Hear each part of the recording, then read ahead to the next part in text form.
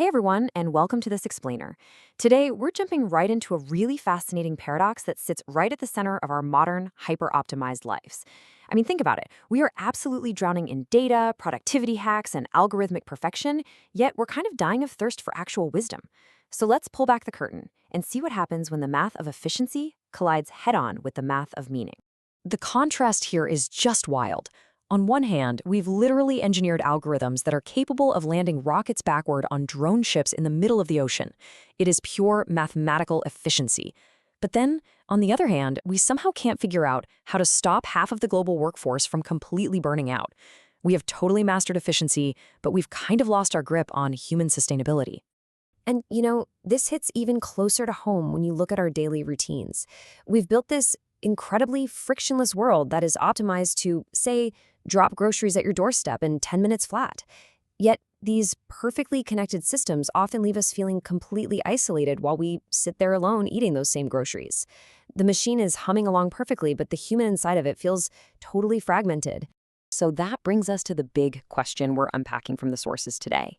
In our relentless obsession with metrics and data, has knowledge actually lost its soul? Like, are the systems we build actually helping humanity grow, or are they just helping us move faster? All right, Section 1, the illusion of objectivity. Coding away human bias. Now, this challenges a pretty massive core belief we have in modern bureaucracy. We build these huge systems, think algorithmic lending or super rigid HR rulebooks, and the whole point is supposedly to remove human bias. We trust the algorithm because, well, an algorithm doesn't have a bad day, right? But pretending we can be purely objective is a really dangerous illusion. Subjectivity is just a cognitive reality. When we try to erase it, we don't actually destroy it. We just drive it underground. We hide it deep inside the code where it just operates completely unchecked.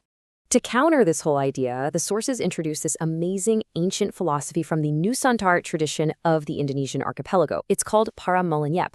In this worldview, wisdom isn't measured by your intellectual horsepower or how much data you've siloed. It is measured by balance, specifically the disciplined balance between logic and human conscience. Paramalenyep basically argues that reason, when you strip it of ethics, is essentially a high-speed train with absolutely no steering wheel. And we actually apply that balance every single day through our decisions. See, modern systems tend to treat decision-making as a simple mechanical equation. You analyze the data, you output a result. But Paramalenyep totally flips that script. It views decision-making as an ontological act, meaning you aren't just solving a puzzle. Your choice is an active act of consciousness that literally generates a brand new social reality, instantly shifting the relationships and the level of trust in the room. Let's put this into a real-world scenario. This brilliantly illustrates what happens when leadership solves a data problem but completely creates a massive human problem in the process. Imagine a company rolls out a strict return-to-office policy based entirely on tracking badge swipes. The objective data probably looks great on a spreadsheet, but the ontological act, the actual lived social reality generated by that decision, is a workplace culture that is suddenly defined by distrust, resentment, and surveillance. Moving right along to Section 2, the Pancha-Nidhi Framework, cultivating subjectivity. So, how exactly do we cultivate this healthy subjectivity? Well, the sources detail a framework with 4 specific steps. But don't think of this as a rigid flowchart. It's more of a living ethical awareness. First up is Nidhi Harti. This is all about truly understanding the root causes of a situation rather than just reacting to numbers on a dashboard. Second is Nidhi Bhakti, examining your own intentions with just unflinching sincerity. Third is Nidhi Bhukti, and I love this one. It demands tangible presence, not just performative gestures.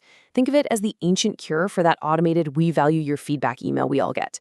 And finally, Nidhi Sajati, directing the final outcome toward collective well-being, rather than just personal gain. The really crucial takeaway here is that under the Pancha-Nidhi framework, decision-making transforms from an exercise of raw authority into an act of genuine service. Your financial success or your fancy job title are completely irrelevant if the social reality you just constructed for your team is one of fear and burnout. You are actively responsible for the emotional architecture of the world you're building for other people. That brings us to Section 3, healing social realities, advanced civilizations. Look, we live in a messy world, and things are going to break. So how does a truly advanced civilization handle conflict? Just look at the shift from punitive to restorative justice. In a really rigid, rule-based society, justice is basically a math equation. You break rule X, you get penalty Y. The whole goal is passive punishment. Restorative justice, though, that deeply aligns with Paramalenyep. It treats conflict like a check engine light on your car. It's a signal that human dignity was violated somewhere. It stops and asks, okay, what actually broke down in our culture here? Because an advanced society isn't defined by how severely it punishes people, it's defined entirely by how deeply it understands the mechanics of healing.